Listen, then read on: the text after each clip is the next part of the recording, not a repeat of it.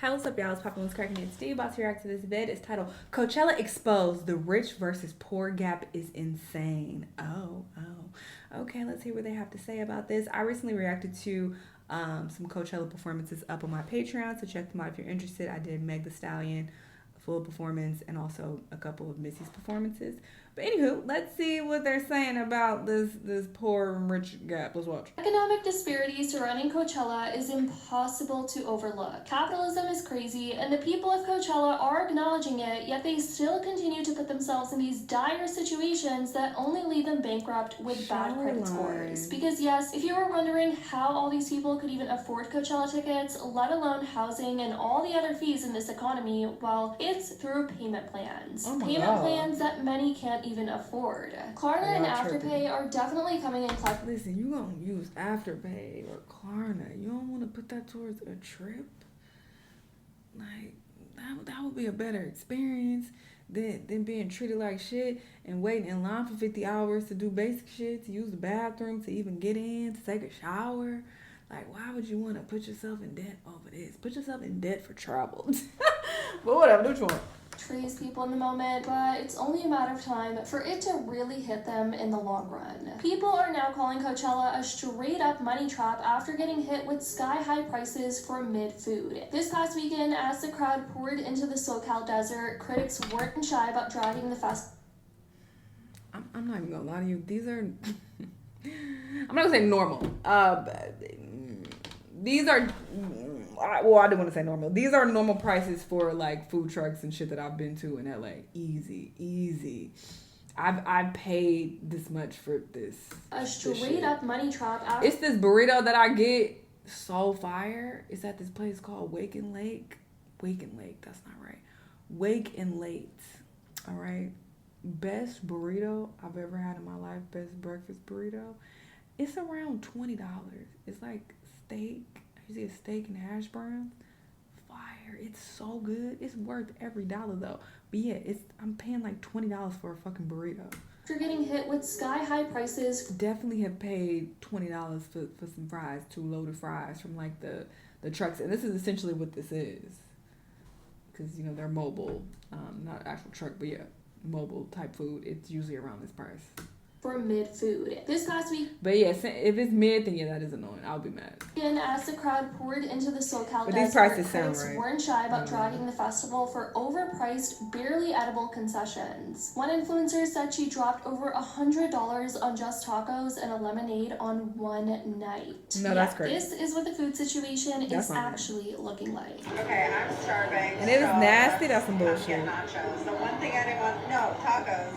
The one thing I didn't want to do, and now I'm doing it, it's okay. So while I wait for the... Let's be clear, this is not LA. This is in Palm Desert. I got another, how much is it? $17? $17 lemonade. It's mostly ice, but it's so good. $120-ish worth of food, guys. I don't know why that felt wrong. They're not good. Maybe because I'm thinking of Palm Springs. Yeah, that's what's good. Anyway, this is not LA. The tortillas are like freezing cold. Like some hours away. And then you have others who are attending this festival but are either starving themselves because they can't afford the food because they spent it all on tickets and housing, so they resort to alternatives like this where they're making eggs for themselves outside in the heat of Indio, California, because apparently it's just worth putting yourself in these situations. Yeah, why even go if you gotta do all this? To get in, sleeping in super uncomfortable positions for days on end, risking their credit scores to be able to enter the festival, waiting on long lines just to be able to shower, and much more, you guys. Believe it or not, some influencers and celebrities actually take private jets, and we all know how much those cost. And on top of that, they have much cozier, fancy-like housing as opposed to the majority middle to lower class who are squeezing themselves into their jam-packed cars to be able to... And you VIP, bitch, and you still going through it? I wish the fuck I would. Y'all are not right in the head. Just saying. Middle of the night, because some are afraid that a snake or something will crawl on top of them while they sleep on musty, hot Coachella grass. Shit, there it is. Oh, it's moving. I know you fucking lying. It's under the going in the tent. All over this weekend, festival goers were not having it when it came to the overpriced concessions, especially after already dropping major cash on entry and parking. Now, ticket prices vary by weekend, but general admission for weekend 1 came in at a steep $649 roughly, with weekend 2 slightly cheaper at $599. When I went to Rolling Loud, me and my family, we paid like $200 each, something like that, and I thought that was a lot. Good. It was like general admission anyway. It was worth it. Had a great time. But these prices, I would fucking never. Not even for VIP. $500 is like my max for VIP for a festival. And that's what a comfortable situation. This is not even comfortable. Before you even grab food, snacks, or find a parking spot. Day 1 was absolute chaos. If you've seen my previous video, you would know thousands found themselves stuck. Oh wait, sorry. What is the other? VIP is $1,400.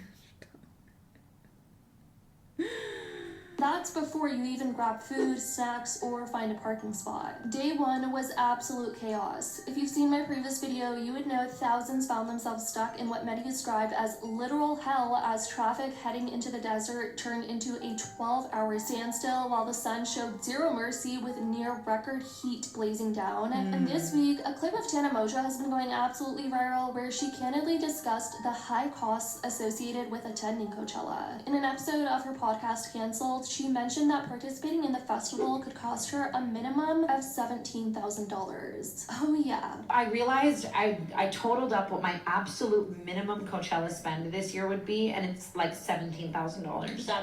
It's like I'm just gonna go out on a whim and say that's not your minimum spend. Like, I think you could definitely do it cheaper than $17,000. I know. I guess you're like maybe 14.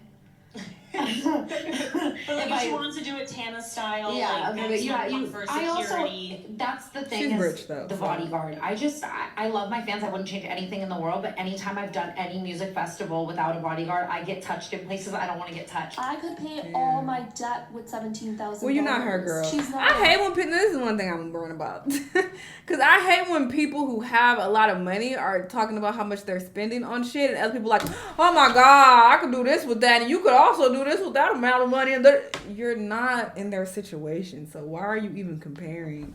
Like, if that's not your life and your experience, then just be like, oh damn, that's wild.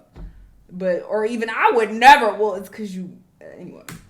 I spent $3,000 camping and I was on a strict budget. Do you know what I could do with $17,000? Insane. Nobody cares. The thing with Coachella's landscape is it's split, literally. The city itself is a patchwork of wealth and because the thing is, if you're okay with spending crazy amounts and you're having a comfortable experience, that's one thing, and there's nothing wrong with that. If it's your money, you ain't begging or stealing for it, then cool. That's your prerogative. But my issue with this whole situation is that it's everyday people who are getting charged $600 and they're having a terrible experience out there with snakes and bullshit. And it's like, okay, they didn't sign up for that, because I highly doubt any of them knew it would be like this, because I don't think Coachella has ever been this bad, ever. So that's the problem. But when people are coming out saying, oh, spend 20, if you want to say you spend 20, 30, whatever, it's like, all right, that's your experience, your life. Nothing wrong with that. With massive stretches of farmland circling the polo grounds. Like, on one side you've got ultra wealthy neighborhoods with sprawling mansions and country clubs, nice fancy beds to sleep on, and on the other side, communities where homes look more like rundown shacks and working class families are just barely getting by. The camping safari area, people bring their inflatable pools and fill them up, and it's really cute, and decorate their tents. The bathrooms are right there, and then these are the showers. I'm gonna show you guys the walk to our tent can't lie. from the bathrooms.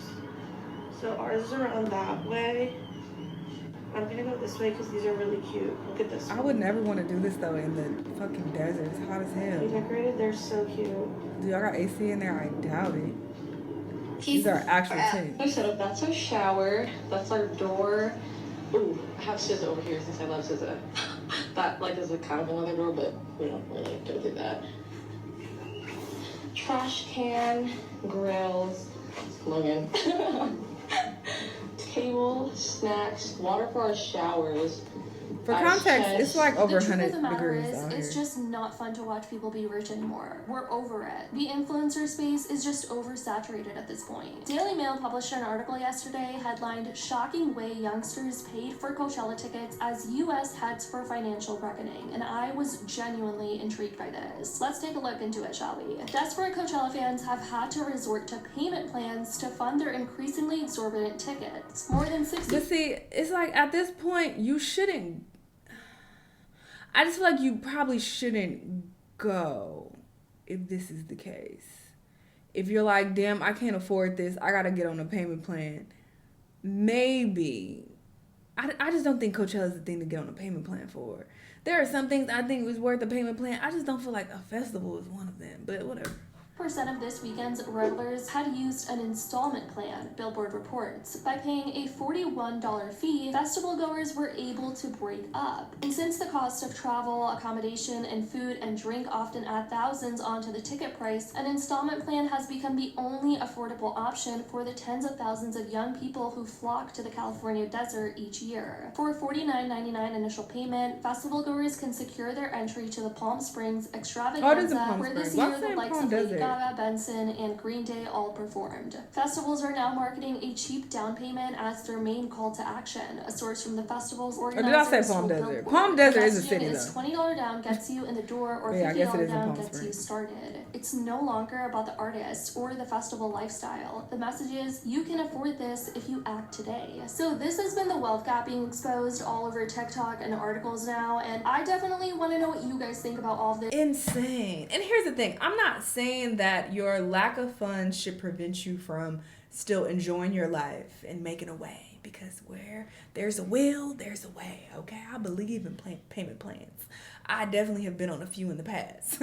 So I'm not knocking that, but I just find it to be odd to get on a payment plan for this. Like, just Coachella, it's not that serious. So just getting on a payment plan, paying all this money, because although this has never specifically been exposed with Coachella in the past, they have historically been known to be super duper expensive. So I just think it's an odd thing to put yourself in debt over. It's for a festival, and then you got to get outfits, you have food and transportation costs, all of that to watch people perform when you could just go to a concert and pay like a fraction of the cost.